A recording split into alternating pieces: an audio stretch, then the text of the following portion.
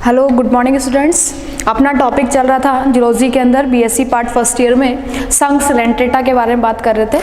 संघ सिलेंट्रेटा में अपन ने देखा था कि जो सिलेंट्रेट्स एनिमल जो होते हैं ये एनिमल कौन सी सिमेट्री को शो करेंगे, यहाँ पे अरीय प्रकार की सिमेट्री को, अरीय सममिति।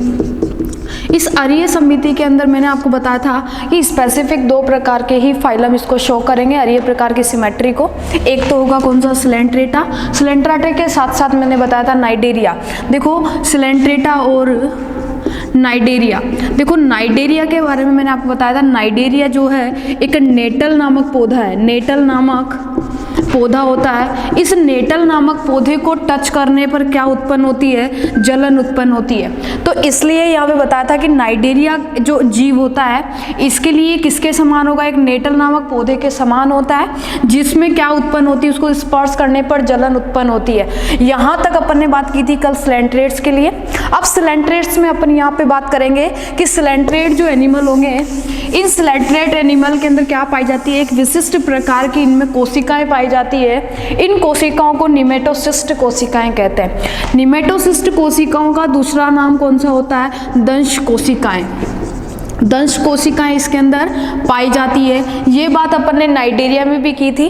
अब यहाँ पे सबसे मैंने आपको बताया था कि जो फाइलम होते हैं, जो संघ होते हैं, जैसे कि सिलेंट्रेटा, इससे पहले अपन ने देखा था पोरिफेरा के बारे में। तो पोरिफेरा में भी अपन ने वहाँ पे साइलेंट फीचर की बात की थी। उसके साथ साथ ही अपन ने क्लासिफिकेशन के बारे में देखा था। ये अपनी बात हो गई थी यहाँ पे। लेकिन अब यहाँ पे अपना चैप्टर स्टार्ट होता है। जो सिलेंट्रेटा एनिमल जो होते हैं इनमें साइलेंट फीचर अपन देखेंगे कि साइलेंट फीचर ये कौन कौन से शो अप करते हैं। सबसे पहले अपन बात करेंगे कि ये जो एनिमल होंगे ये कौन सी समिति दर्शाएंगे, अरीय प्रकार की समिति को दर्शाते हैं। समिति ये इसका एक विशिष्ट लक्षण होता है, लक्षण मान के चलेंगे। और दूसरा लक्षण अपन लेके चले, इनके अंदर क्या पाई जाती है, एक शरीर के अंदर एक विशिष्ट प्रकार की केंद्रीय गुहा पाई जाती है। केंद्रीय गुहा उपस्थित होती है। इस केंद्रीय गुहा को ही गैस्ट्रोवैस्कुलर कैविटी कहा जाता है। गैस्ट्रोवैस्कुलर कैविटी, गैस्ट्रोवैस्कुलर कैविटी कहा जाता है। ये एक जठर प्रकार की क्या होती है, गुहा होती है, जठरीय गुहा होती है, जो शरीर के कि कहाँ पे, शरीर के केंद्रीय भाग में, ये शरीर के केंद्रीय भाग में ये उपस्थित होती है। ये किसका कैरेक्टर चल रहे हैं, सिलेंट्रेट एनिमल के चल रहे हैं। इसी में ही क्या होता है कि ये जो एनिमल होते हैं ये बहुकोशिकीय एनिमल से क्या करते हैं, समानता दर्शाते हैं। इनके अंदर क्या होता है, इनकी गतिविधि की बात करें अपन तो गतिविधि के अंदर देखेंगे कि ये जो सिलेंट्रेटा एनिमल होते हैं इनके अंदर क्या होती है कि गुहा के अंदर रेखित प्रकार की इस जो ये जो कैविटी है, इस कैविटी के अंदर क्या होती है, पक्षमाभ पाए जाते हैं। और ये पक्षमाभी संरचनाएं उपस्थित होती है। और पक्षमाभी जो संरचनाएं होती है वो किस क्रम में होती है, रेखीय क्रम के अंदर ये अरेंज्ड होती है। तो रेखीय क्रम में ये व्यवस्थित होती है। और कहाँ पे पाई जाती है, ये गुहा में ये प्रेजेंट होती है। तो किसकी बात कर रहे हैं अपन, सिलेंट्रेटा एनिमल की। इनके अंदर क्या होता है, इन जीवों के अंदर जो मुख पाया जाता है, जिस तल के ऊपर प्रेजेंट होता है उसे ओरल सरफेस कहते हैं। और जिस तल के विपरीत गुदा पाई जाती है उसे एबोरल सरफेस कहा जाता है। तो यहाँ पे अपन बात करेंगे कि इन जीवों में क्या पाई जाती है, यहाँ पे इनके यानी कि एक और तो इसमें क्या प्रेजेंट होगा, शरीर के एक और मुख पाया जाता है। और इस मुख वाली जो तल होगा, इस मुखीय तल को क्या कहेंगे, ओरल सरफेस कहते हैं। जबकि जिसे बोल सकते हैं मुखीय तल, जिसे बोल सकते हैं मुखीय तल। साथ ही साथ बात करेंगे कि इसमें दूसरी ओर क्या प्रेजेंट होती है, दूसरी ओर प्रेजेंट होता है क्या, गुदा पाई जाती है। और गुदा वाले भाग को हम यहाँ पे क्या बोलते हैं, एबोरल सरफेस, एबोरल सरफेस। देखो इस सरफेस को क्या कहेंगे हम, अपमुखीय तल कहते हैं, क्योंकि इस तल के ऊपर क्या पाया जाता है, गुदा पाई जाती है। तो ये क्या होगा कि जो भी एनिमल है उसके जैसे कि एक और प्रेजेंट होगा उसे तो ओरल सरफेस कहेंगे। और दूसरी ओर बात करें, यहाँ पे एनस पाया जा रहा है यानी गुदा पाई जा रही है, तो उसे हम क्या बोल सकते हैं यहाँ पे दूसरी ओर को, एब ओरल सरफेस कहा जाता है। तो ये दो करैक्टर की बात। तो इसमें नेक्स्ट करैक्टर की बात करें अपन यहाँ पे, इस सिलेंट्रेटा एनिमल में देखो इंपॉर्टेंट फाइलम होता है, इसे क्वेश्चन जरूर पूछा जाता है। तो यहाँ पे हम बात करेंगे कि जो सिलेंट्रेट एनिमल है ये मल्टी सेलुलर एनिमल से क्या करते हैं, समानता दर्शाते हैं। अब यहाँ पे देख के चलेंगे कि ये जंतु क्या होते हैं, बहुकोशिकीय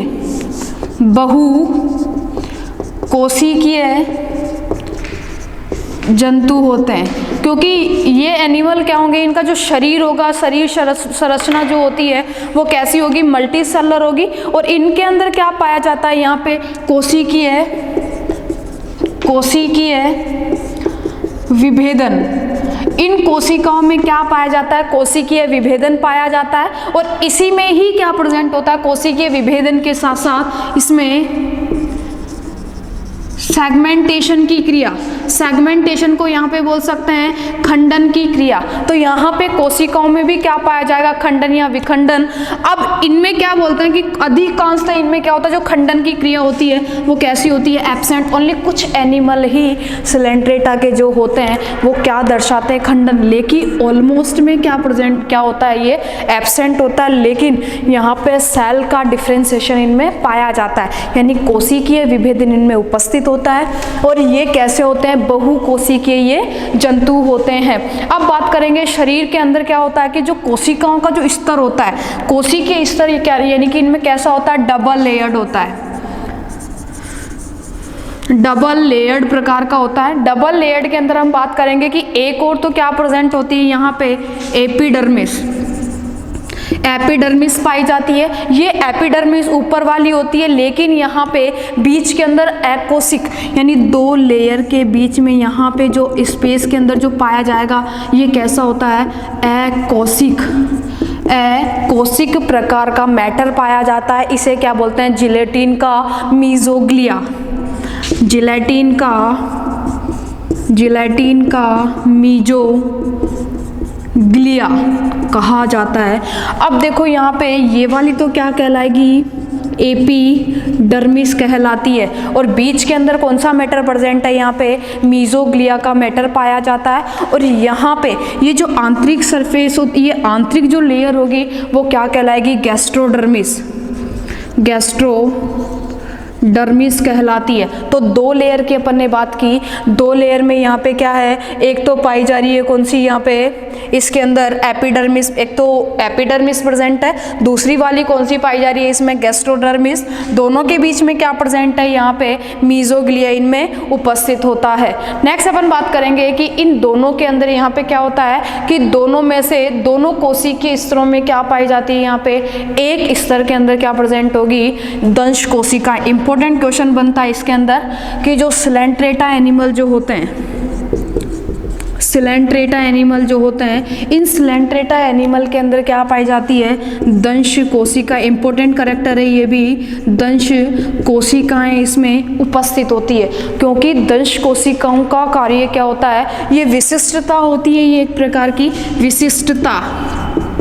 क्योंकि एक विशेषता मैंने बताया केंद्रीय गुहा पाई जाती है, अरीय प्रकार की समिति पाई जाती है। और दूसरी जो विशिष्टता होगी वो कौन सी होगी, इनके अंदर क्या पाई जाएगी, दंश कोशिकाएं पाई जाती है। ये दंश कोशिकाएं क्या करती है, एक तो भेद यानी कि आत्मरक्षा करने का कार्य करेगी, साथ ही साथ आत्मरक्षा के साथ साथ ये क्या करती है, किसी भी जीव को भक्षण के लिए पकड़ने में या भेदने के लिए यूजफुल होती है। एक तो आत्मरक्षा बोल सकते हैं, आत्मरक्षा के साथ साथ इनमें क्या पाई जाती है, भेदन की क्रिया। भेदन की क्रिया के साथ साथ पकड़ने में भी ये क्या करती है, किसी जीव को पकड़ने के लिए यहाँ पे कौन सी नेमेटोसाइट,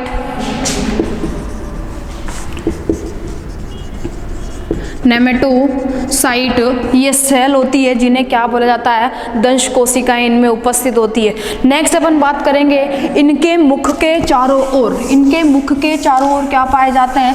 देखो आपको मैंने दो सरफेस बताई, जिस तरफ मुख प्रेजेंट होगा उसे क्या कहा जाएगा, ओरल सरफेस। और दूसरी ओर मैंने बताया कि इसमें गुदा पाई जाती है, उसे क्या कहा जाता है, एब ओरल सरफेस। अब यहाँ पर कैरेक्टर की बात चल रही है कि इसके क्या होता है कि मुख के चारों ओर, मुख के चारों ओर संस्पर्शक पाए जाते हैं, संस्पर्शक प्रेजेंट होते हैं। ये जो संस्पर्शक होते हैं इन्हें क्या कहा जाता है? टेंटेकल्स कहा जाता है। ये टेंटेकल्स इन्हें क्या कहा जाएगा? टेंटेकल्स। ये टेंटेकल्स भी क्या करते हैं? मुख के चारों ओर होंगे और इनमें क्या होती है कि पाचन गुहा या जठर गुहा कैसी होती है? जठर संवाही गुहा कैसी होगी? सरल प्रकार की होगी। और उनमें क्या नहीं पाया जाता? पट्टों में विभाजन नहीं पाया जाता है, क्योंकि यहाँ पे क्या होता है कि ये जो संस्पर्शक होंगे ये मुख के चारों ओर टेंटेकल्स के रूप में प्रेजेंट होंगे और इन्हीं के भी हम बात करेंगे। इनके अंदर जो पाचन गुहा होती है ये पाचन गुहा या जिसे बोल सकते हैं जठर संवाही गुहा, जठर संवाही गुहा। ये जठर संवाही गुहा भी इसमें क्या होती है? प्रेजेंट होती है, लेकिन ये क्या होगी? पट्टों के द्वारा क्या होगी? विभाजित होती है। और इस जठर संवाही गुहा में भी क्या पाया जाता है? रंध्र उपस्थित होता है। ये रंध्र किस में पाया जाएगा? जठर संवाही गुहा के अंदर एक बड़ा रंध्र पाया जाता है, जो इसमें क्या होता है? एनस का अभाव होता है। एनस का अभाव होता है, यानी एनस इसमें एब्सेंट होता है। नेक्स्ट बात करेंगे कि इसमें अपाच्य भोजन को मुख से ही उत्सर्जित किया जाता है, क्योंकि जब एनस नहीं रहेगा, एनस का फंक्शन आपको पता है कि ये क्या करता है? अनडाइजेस्ट जो भी मटेरियल होता है उसको एक्सक्रीट करने का कार्य किसका होता है? एनस का होता है। लेकिन यहाँ पे बात चल रही है कि जब इसमें एनस एब्सेंट है तो इसके द्वारा क्या होगा कि जो मुख वाला जो भाग होता है, इस मुख वाले भाग से ही क्या होगा? अपाच्य भोजन का उत्सर्जन होता है। ये उत्सर्जन की क्रिया किसके द्वारा होगी? यहाँ पे मुख के द्वारा ही होती है। नेक्स्ट अपन बात करेंगे कि इनके अंदर जो इसमें जो सिस्टम पाए जाते हैं, किसमें? स्लेंट्रेटा जो एनिमल होते हैं या जो जीव होते हैं, इन जीवों के अंदर जो विशिष्ट प्रकार के जो तंत्र पाए जाते हैं, तंत्रों में हम बात कर सकते हैं, जैसे कि श्वसन तंत्र हो गया, उत्सर्जन तंत्र हो गया, उत्सर्जन तंत्र के साथ साथ परिसंचरण तंत्र हो गया। इन तंत्रों का क्या होता है? यहाँ पे अभाव होता है। तो इनके अंदर क्या होता है? विशिष्ट प्रकार के तंत्र, विशिष्ट तंत्र। ये तंत्र कौन कौन से? जैसे कि बात करेंगे यहाँ पे अपन श्वसन तंत्र, श्वसन तंत्र के साथ साथ उत्सर्जन तंत्र, एक्सक्रीटरी सिस्टम, और एक्सक्रीटरी सिस्टम के साथ साथ यहाँ पे बात करेंगे सर्कुलेटरी सिस्टम, परिसंचरण तंत्र। परिसंचरण तंत्र, ये तंत्र क्या होते हैं? इनमें एब्सेंट होते हैं, यानी कि इनका क्या होगा? अभाव होता है। ये मल्टीसेलुलर एनिमल होंगे, लेकिन इन सिस्टम का इनमें क्या होता है? अभाव होता है। और इसके अंदर जो कार्य होता है, ये जितने भी कार्य होंगे, श्वसन यानी ब्रीथिंग की क्रिया होगी, शरीर में एक्सक्रीशन की क्रिया होगी, परिसंचरण की क्रिया होगी। ये जो शरीर की जो सतह होती है, शरीर सतह जो होती है, इस शरीर सतह में कौन सी क्रिया होगी? यहाँ पे विसरण की क्रिया। विसरण की क्रिया के द्वारा ही कौन सी क्रियाएं होगी? श्वसन की क्रिया, ब्रीथिंग की क्रिया होगी। साथ ही साथ इसमें देह भित्ति के अंदर तंत्रिका कोशिकाओं का क्या पाया जाता है? जाल पाया जाता है। तो जो देह भित्ति होती है, इस देह भित्ति के अंदर ही क्या पाया जाता है? तंत्रिका कोशिकाओं का जाल प्रेजेंट होता है। किसमें? कि जो स्लेंट्रेटा एनिमल होंगे इनके अंदर ये सिस्टम पाए नहीं जाते हैं। इसके साथ इनमें क्या होगा? शरीर की जो सतह होती है उसमें कौन सी क्रिया होगी? विसरण की क्रिया। विसरण की क्रिया के द्वारा ही आपको पता है ऑलमोस्ट गैसों का एक्सचेंज, गैसीय जो एक्सचेंज होता है वो किसके द्वारा होता है? डिफ्यूजन फंक्शन के द्वारा होता है। और डिफ्यूजन की क्रिया में हम यहाँ बात करेंगे जो देह भित्ति होती है, इसके अंदर क्या प्रेजेंट होता है? नव सेल का क्या पाया जाता है? नेट इसमें उपस्थित होता है। इन जंतुओं में कुछ जातियाँ होती है जिनके अंदर यहाँ पे क्या पाई जाती है? बॉडी का बैलेंस बनाने के लिए स्टेटोसिस्ट पाई जाती है, जिसे बोल सकते हैं संतुलन पुटिका। संतुलन पुटिका के साथ साथ इंसुलेंट्रेट के अंदर कुछ जीव ऐसे होते हैं जिनके अंदर क्या पाया जाता है? आई स्पॉट, जिसे बोल सकते हैं द्रक बिंदु। तो इनमें क्या होता है? एक तो द्रक बिंदु, जिसे क्या बोलते हैं? आई स्पॉट, साथ ही साथ स्टेटोसिस्ट, जिसे बोल सकते हैं संतुलन संतुलन पुटिका। तो द्रक बिंदु और संतुलन जो पुटिका होती है ये कुछ जीवों में प्रेजेंट होती है, जबकि ऑलमोस्ट में ये क्या होती है, एब्सेंट होती है। नेक्स्ट कैरेक्टर की बात करके चलें कि सिलेंट्रेटा जो एनिमल होते हैं, इन सिलेंट्रेट एनिमल के अंदर क्या पाई जाती है, यहाँ पे पॉलीमॉर्फिज्म पाया जाता है, यानी जिसे बोल सकते हैं बहुरूपता। इन जीवों में क्या पाया जाता है, बहुरूपता का गुण पाया जाता है। तो नेक्स्ट कैरेक्टर में बात करेंगे, बहुरूपता का गुण पाया जाता है, क्योंकि इनका जो शरीर होता है, जैसे ओबेलिया सिलेंट्रेट एनिमल है, इनके अंदर क्या होता है कि इनका जो इस बॉडी स्ट्रक्चर होता है जिसमें दो प्रकार के विशिष्ट जॉइंट्स पाए जाते हैं। दो प्रकार के क्या पाए जाते हैं, जीवक जॉइंट्स उपस्थित होते हैं, जीवक पाए जाते हैं। इन जीवकों को हम नाम दे सकते हैं, एक तो इनमें पाया जाता है पॉलिप, दूसरा इनमें प्रेजेंट होता है मेडूसा। देखो ये दो संरचनाएं पाई जाती है, एक तो पाया जाता है पॉलिप, दूसरा पाया जाता है मेडूसा। तो ये दो संरचना इनमें क्या होती है, उपस्थित होती है। इसी वजह से इनको क्या कहा जाता है, बहुरूपी जीव कहा जाता है। किन्हें, सिलेंट्रेट एनिमल को, क्योंकि इनके द्वारा ही क्या होता है कि इनमें जो रिप्रोडक्शन की क्रिया होती है, जिसके दौरान एक आपने नाम सुना होगा alternation of generation, alternation of generation, जिसे बोल सकते हैं पीढ़ी एकांतरण की क्रिया, पीढ़ी एकांतरण पाया जाता है। क्योंकि ये क्या करेंगे कि एक पीढ़ी के अंदर तो क्या होगा, यहाँ पे पॉलिप, दूसरी पीढ़ी में क्या पाया जाएगा, मेडूसा, जिसे बोल सकते हैं अल्टरनेशन ऑफ जनरेशन, जो क्या दर्शाते हैं, सेक्सुअल रिप्रोडक्शन, सेक्सुअल के साथ साथ एसेक्सुअल रिप्रोडक्शन को ये क्या करते हैं, शो करते हैं। तो इनमें क्या हो गया, सेक्सुअल और एसेक्सुअल का अल्टरनेशन ऑफ जनरेशन चलता है। पहले सेक्सुअल रिप्रोडक्शन एक पीढ़ी में, फिर दूसरी पीढ़ी के अंदर एसेक्सुअल रिप्रोडक्शन, फिर सेक्सुअल, फिर एसेक्सुअल रिप्रोडक्शन इनमें पाया जाएगा। तो ये क्या हो गया, एक पीढ़ी एकांतरण हो गया, अल्टरनेशन ऑफ जनरेशन हो गया, यानी समय कांतरण जिसे बोल सकते हैं। समय के अंतर के दौरान इनमें क्या पाया जाना, यहाँ पे अल्टरनेशन ऑफ जनरेशन का उपस्थित होना। तो ये जीव क्या दर्शाते हैं, बहुरूपता दर्शाते हैं। अधिकांशतः ये जो जीव होते हैं ये कैसे होंगे, यहाँ पे समुद्री जीव होते हैं, समुद्र में रहने वाले जीव होते हैं। तो इन्हें बोल सकते हैं कि जो यानी कि मल्टी सेलुलर एनिमल है, बहुकोशिकीय जीव हैं। ये कैसे होंगे, इनके अधिकांश जो सदस्य होते हैं वो कैसे होंगे, समुद्र जीवी होते हैं, समुद्र जीवी एनिमल होते हैं। साथ ही साथ बात करेंगे कि इन सदस्यों में पेशी कोशिकाएं क्या होती है, उपस्थित होती है। तो मसल सेल या पेशी कोशिकाएं प्रेजेंट होती है। इन जीवों के अंदर क्या होती है, पेशी सेल्स पाई जाती है। और ये जीव कैसे होंगे, एक लिंगी या द्विलिंगी हो सकते हैं। इन जीवों में दोनों प्रकार का ही ये क्या होंगे, एक लिंगी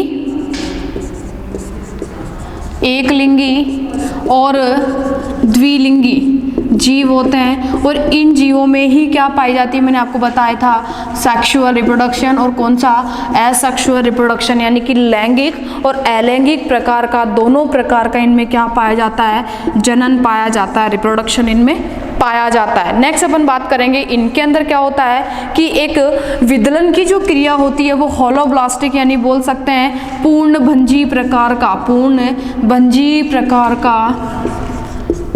का विदलन इनमें पाया जाता है। किसकी बात चल रही है, ये सिलेंट्रेटा एनिमल की। और इसकी जो एक स्टेज आती है जिसे हम बोल सकते हैं लार्वा स्टेज, इस लार्वा स्टेज का नाम होता है प्लेनुला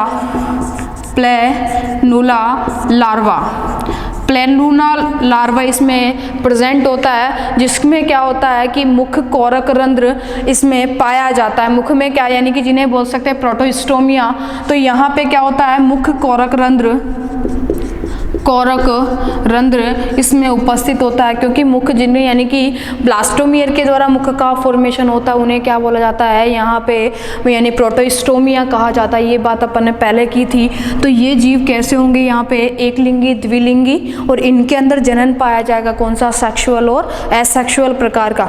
और इसमें जो विदलन की क्रिया होती है, ये विदलन की क्रिया कैसी होगी, पूर्णभंजी प्रकार का इसमें विदलन पाया जाता है। और इसमें जो लार्वा स्टेज पाई जाती है वो पाई जाती है प्लेनुला लार्वा। ये प्लेनुला लार्वा जो होता है ये परिवर्धन के दौरान पक्षमाभी होता है। परिवर्धन यानी डेवलपमेंट के दौरान कैसा होता है, पक्षमाभी लार्वा स्टेज होती है।